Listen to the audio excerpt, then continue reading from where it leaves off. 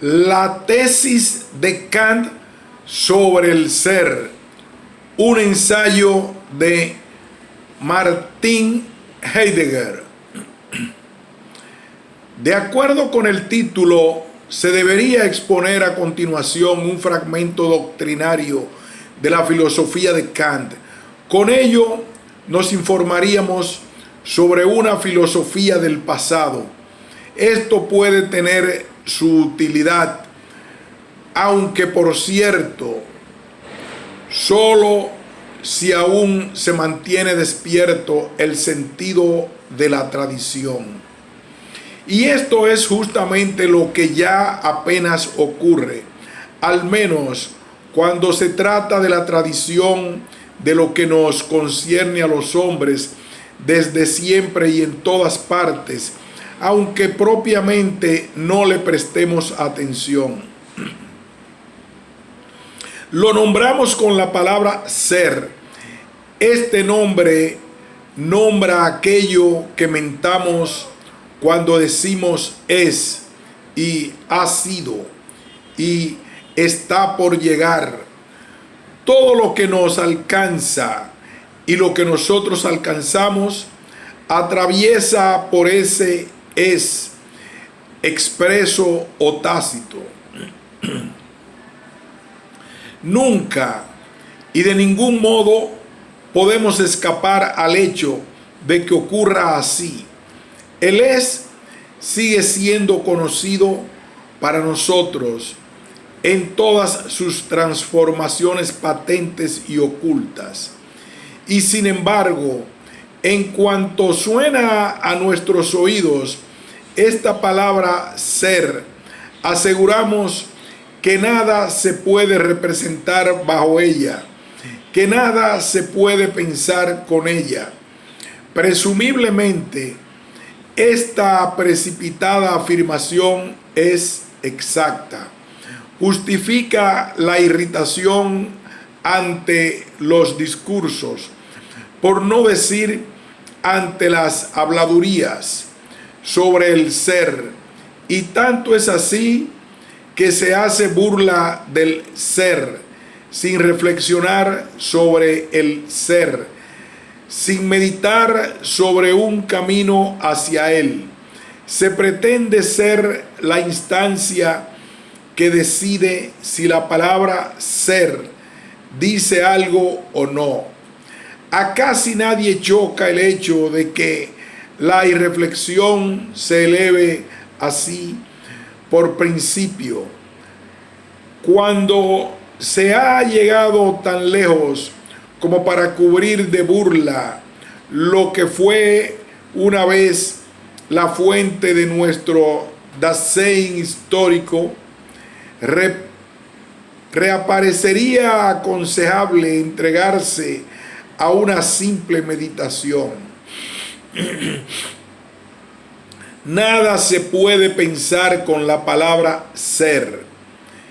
¿Qué ocurriría en el supuesto de que la tarea del pensador fuera dar una referencia acerca de lo que significa ser?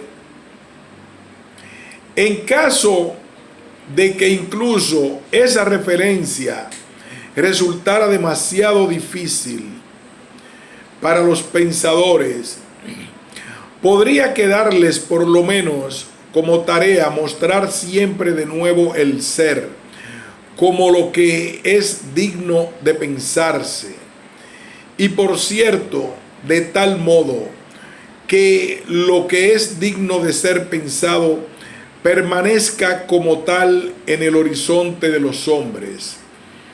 Sigamos el mencionado supuesto y oigamos de un pensador lo que tiene que decirnos sobre el ser. Oigamos a Kant. ¿Por qué oímos a Kant para experimentar algo sobre el ser? Por dos razones. En primer término, Kant ha dado un paso de gran alcance en la localización del ser. Por otra parte, este paso de Kant resulta de una fidelidad a la tradición es decir, en discusión al mismo tiempo con ella, por lo que ésta alcanza nueva vez. Las dos razones de la referencia a la tesis de Kant sobre el ser nos sirven de estímulo para la meditación. La tesis de Kant sobre el ser, según se formula en su obra capital, La crítica de la razón pura, dice: ser no es evidentemente un predicado real, es decir, un concepto de algo que pueda añadirse al concepto de una cosa. Es sencillamente la posición de una cosa o de ciertas determinaciones en sí. En vista de aquello que hoy es, no que nos oprime como el ente y nos amenaza como posible no ser. La tesis de Kant sobre el ser nos parece abstracta, insuficiente y pálida. Se ha exigido, entre tanto, de la filosofía que no se contente ya con interpretar el mando y se entretenga en especulaciones abstractas, sino que llegue a transformar prácticamente el mundo. Pero la transformación del mundo pensada de ese modo reclama ante todo que se transforme el pensar, como hay también ya detrás de la mencionada exigencia una transformación del pensar. A tesis sobre Feuerbach, los filósofos solo han interpretado el mundo diversamente. Se trata de transformarlo. Pero ¿de qué modo ha de transformarse el pensamiento si no tiene lugar por el camino hacia lo que es digno de pensarse? El hecho de que el ser se dé como lo que es digno de pensarse no es un supuesto caprichoso ni una invención arbitraria. Es la sentencia de una tradición que aún hoy nos determina mucho más decisivamente que lo que se quisiera reconocer.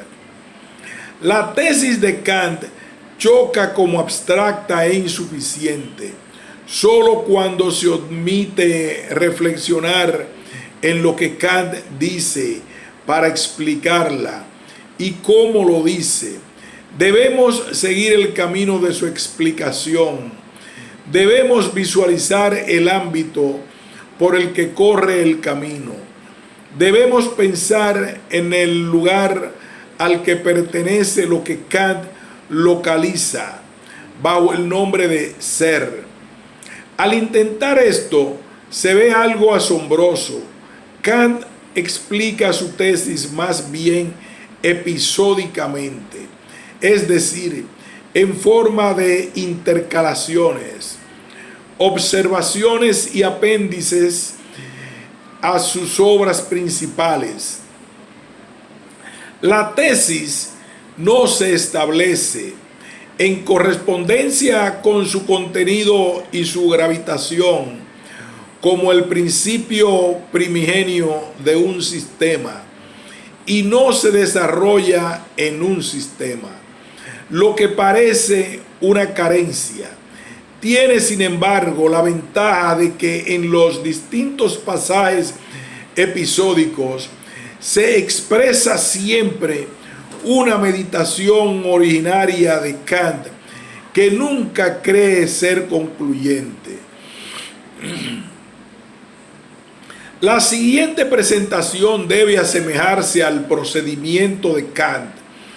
Está dirigida por el propósito de hacer ver como trasluce por doquier a través de todas las explicaciones de Kant, es decir, a través de su posición filosófica fundamental, el pensamiento conductor de su tesis, aun cuando éste no forme el esqueleto especialmente construido de la arquitectónica de la obra. Por eso, el procedimiento que se sigue aquí está delineado para contraponer recíprocamente los textos apropiados, de tal modo que ellos se iluminen alternativamente y así cobre brillo aquello que no puede enunciarse inmediatamente. Solo si seguimos con el pensar la tesis de Kant, experimentaremos toda la dificultad de la pregunta por el ser, pero también lo decisivo y digno de ser cuestionado. Entonces, la meditación hará sentir en qué medida el pensar actual tiene autoridad para atreverse a una discusión con la tesis de Kant, es decir, para preguntar en qué se funda la tesis de Kant sobre el ser, en qué sentido permite una fundamentación, de qué modo puede ser localizada. Las tareas del pensar, caracterizadas de este modo, sobrepasan las posibilidades de una primera presentación, sobrepasan también la capacidad del pensar aún hoy usual.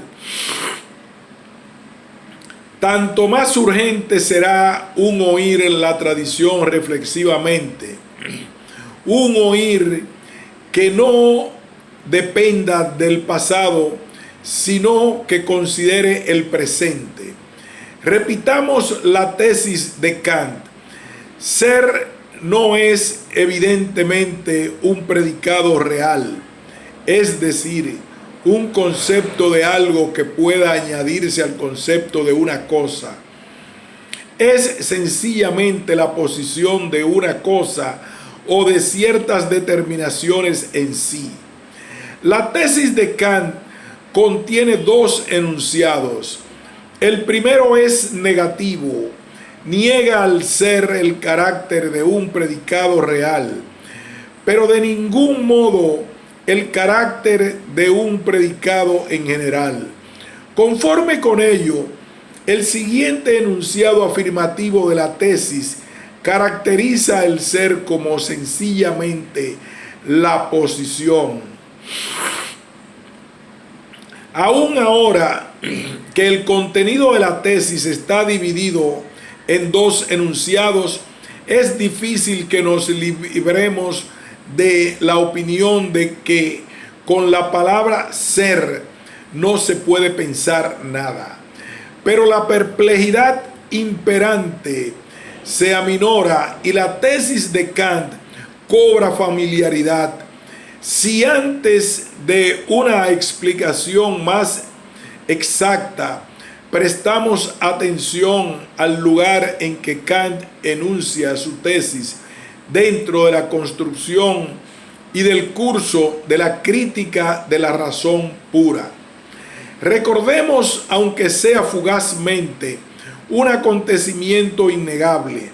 El pensar europeo occidental se ha guiado por la pregunta: ¿qué es el ente? De ese modo se pregunta por el ser. Dentro de la historia de este pensar, Kant lleva a cabo, en particular por la crítica de la razón pura, un giro decisivo. En vista de ello, esperábamos que Kant, con la localización del ser y el establecimiento de su tesis, pusiera en marcha el pensamiento orientador de su obra capital. No es este el caso. En su lugar encontramos la tesis mencionada solo en el último tercio de La crítica de la razón pura, y en verdad en la sección titulada de la imposibilidad de una demostración ontológica de la existencia de Dios.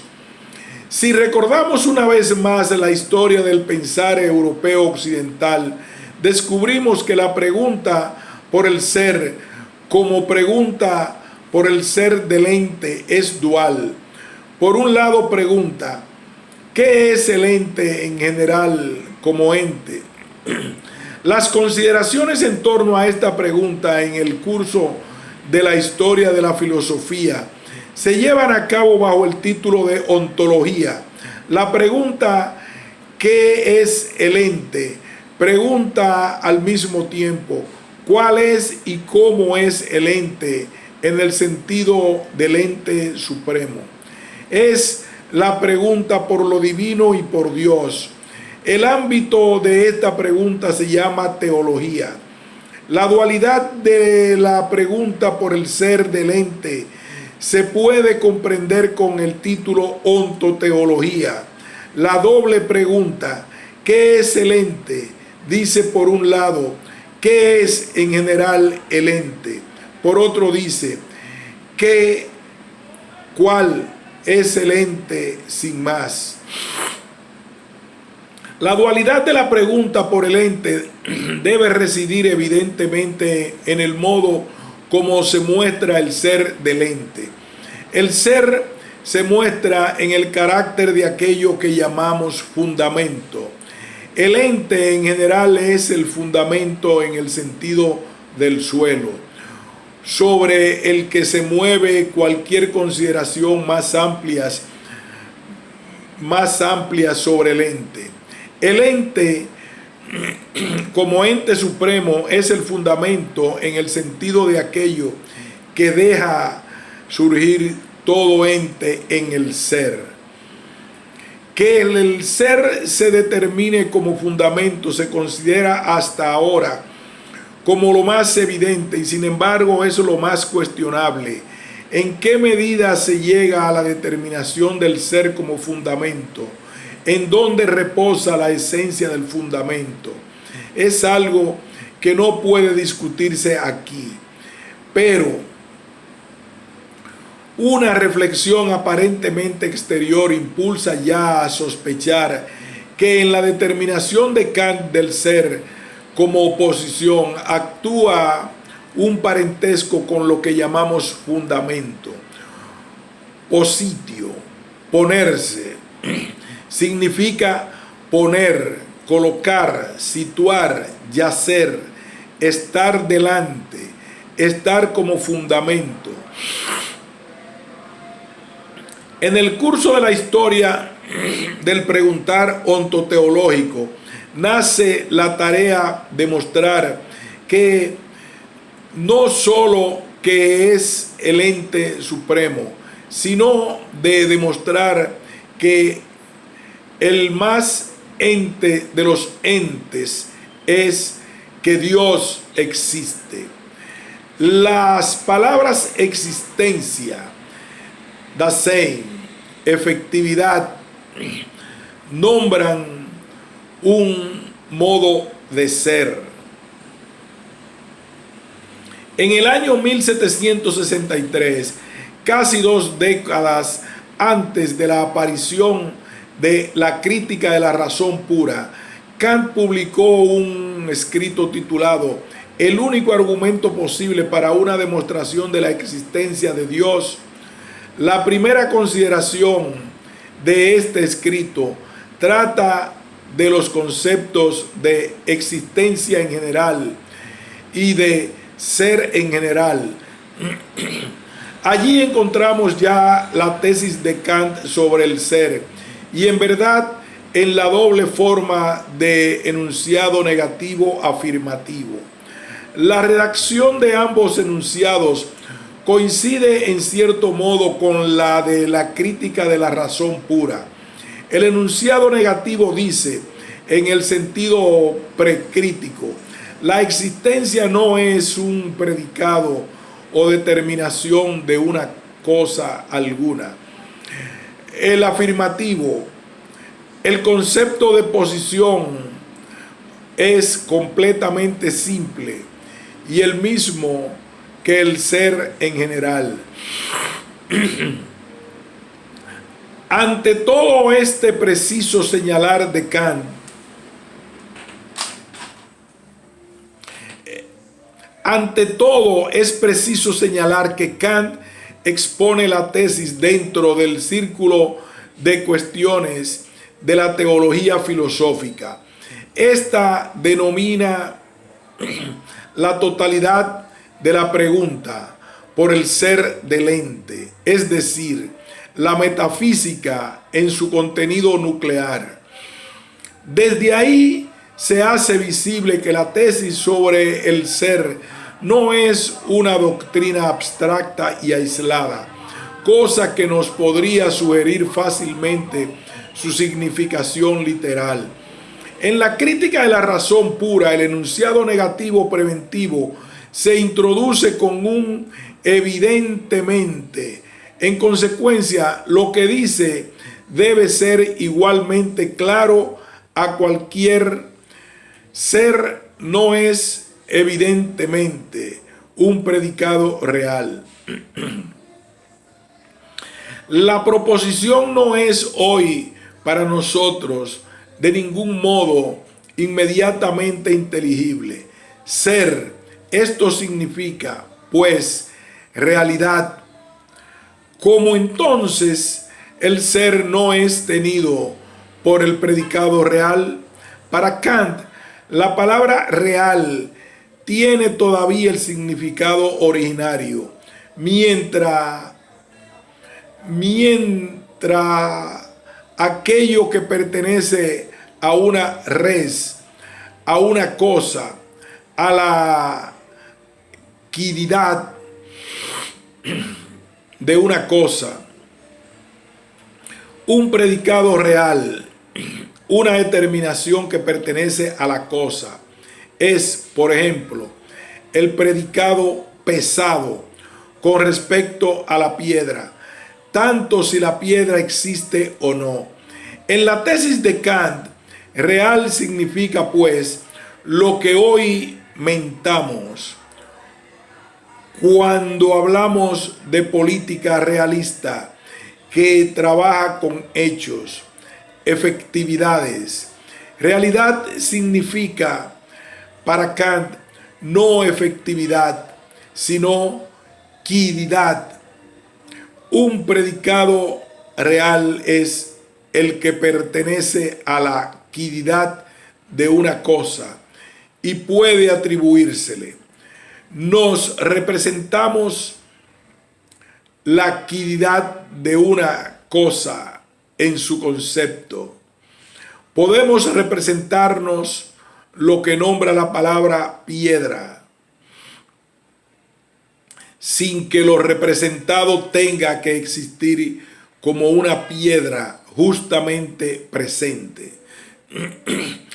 Existencia, Dasein, es decir, ser, dice la tesis de Kant, no es evidentemente un predicado real. Lo manifiesto de este enunciado negativo se desprende en cuanto pensamos en la palabra real en el sentido de Kant. El ser no es nada real. ¿Pero cómo? De una piedra que está ante nosotros, decimos que ella, esa piedra, existe. Esta piedra es. En consecuencia, se muestra con igual evidencia el es decir, el ser como predicado en el enunciado de esta piedra, en cuanto sujeto del enunciado. Tampoco niega Kant en la crítica de la razón pura que la existencia enunciada de una piedra presente sea un predicado, pero el es no es un predicado real. ¿De qué se enuncia entonces el es, evidentemente de la piedra presente. ¿Y qué dice este es en el enunciado? Esta piedra de aquí es, no dice nada de lo que es la piedra en cuanto piedra. Sin embargo, dice que el hecho de que lo que pertenece a la piedra existe es. ¿Qué significa ser? Kant contesta por el enunciado afirmativo de su tesis. Ser es simplemente la posición de una cosa o de ciertas determinaciones en sí mismas.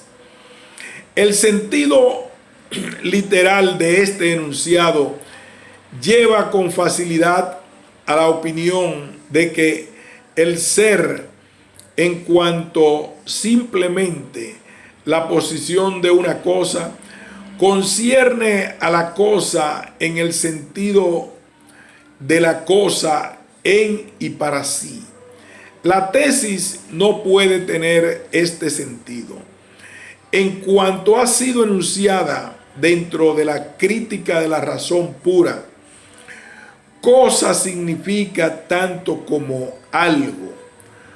Para ello, dice también Kant, objeto. Tampoco dice Kant que la posición concierne a la cosa con todas sus determinaciones reales. Dice más bien simplemente la posición de la cosa o de ciertas determinaciones en sí mismas. Dejamos por ahora abierto cómo ha de interpretarse el giro o de ciertas determinaciones. La expresión en sí mismas no mienta algo, en sí, algo que exista sin relación a una conciencia. El en sí mismas debemos entenderlo como la contradeterminación para eso que con respecto a otro se representa como esto y aquello. Este sentido del en sí mismo cobra ya expresión en el hecho de que Kant dice, ser es simplemente la posición. Este simplemente se oye como una delimitación, como si la posición fuese algo menor frente a la realidad, es decir, la quididad de una cosa. Sin embargo, él simplemente apunta al hecho de que el ser nunca se deja explicar a partir de lo que es. En cada caso, un ente, es decir, para Kant, a partir del concepto. Él simplemente no delimita, sino que remite al ser a un ámbito desde el cual únicamente es caracterizable con pureza. Simplemente significa aquí puro. Ser y es pertenecen con todas sus significaciones y modificaciones a un ámbito propio. No son nada cósico, es decir, para Kant, nada objetivo. Para pensar ser y es, se requiere otra visión que no esté dirigida por la observación exclusiva de las cosas y por el cálculo de ellas. Podemos inquirir en investigar en todas direcciones una piedra que está ante nosotros, que evidentemente es, pero nunca encontramos el es. Sin embargo, esta piedra es, por medio de que recibe el ser, el sentido de simplemente la posición. ¿De dónde y cómo se delimita el sentido del último? Pura posición. Esta interpretación del ser como posición no sigue siendo extraña a nosotros, incluso arbitraria, en todo caso ambigua y por eso inexacta. Kant traduce en verdad posición por Setzung, pero esto no ayuda mucho, pues nuestra palabra alemana Setzung es tan ambigua como la latina positio. Esta puede significar poner, colocar, situar como acción, lo opuesto, el tema, la posición, la situación, la estructura. Pero aún podemos entender posición y Setzung de modo tal que esté unívocamente mentado, el poner lo opuesto como tal en su posición.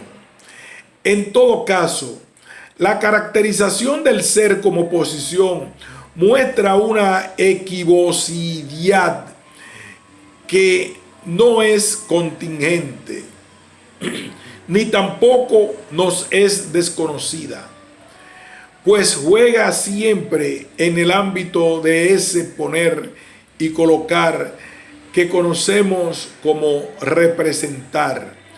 Para esto, el lenguaje técnico de la filosofía tiene dos nombres característicos. Representar es percipere, perceptio, tomar algo en sí, captarlo.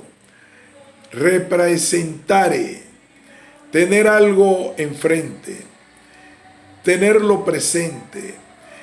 En el representar colocamos algo ante nosotros que está frente nuestro como lo así colocado, puesto, como objeto. El ser como posición mienta la posición de algo en el representar ponente, cada vez según qué y cómo es puesta la posición. El ser tiene otro sentido.